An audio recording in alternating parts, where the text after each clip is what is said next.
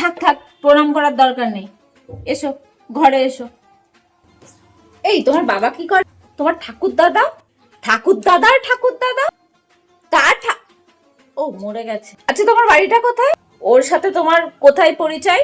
কতদিন ধরে চলছে এসব? দুজনাই নিজের পায়ে দাঁড়াবে, তারপরে বিয়ে থাওয়া করার চিন্তা ভাবনা। তোমার শাড়িটা তো খুব সুন্দর, কে দিয়েছে? এই হতচ্ছাড়া দিয়েছে। টিফিন খাওয়ার নাম করে আমার কাছ থেকে টাকাগুলো নিয়ে এইসব হয় বুঝি? মা, একটু মিষ্টি নিয়ে আসো না। হ্যাঁ হ্যাঁ, মিষ্টি নিয়ে আসছি, বসো। কি দরজা বন্ধ কেন?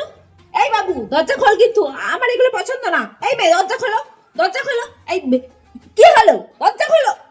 কি করছিলে এতক্ষণ দরজা বন্ধ করে? আমার কিন্তু বিয়ের আগে এগুলো একদম পছন্দ নয় বলে দিলাম। তা বলি, তোমার একটু লজ্জা নেই? পরের বাড়ি এসে এমন পানা কেউ করে? কি অলক্ষণে কাণ্ড। এই মিষ্টিগুলো খাও, খেয়ে যাও, বাড়ি যাও, বাড়ি যাও, পরে এসো, যাও।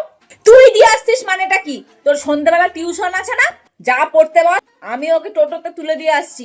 চলো চলো, তোমাকে টোটোতে তুলে দিয়ে আসি, চলো এসো।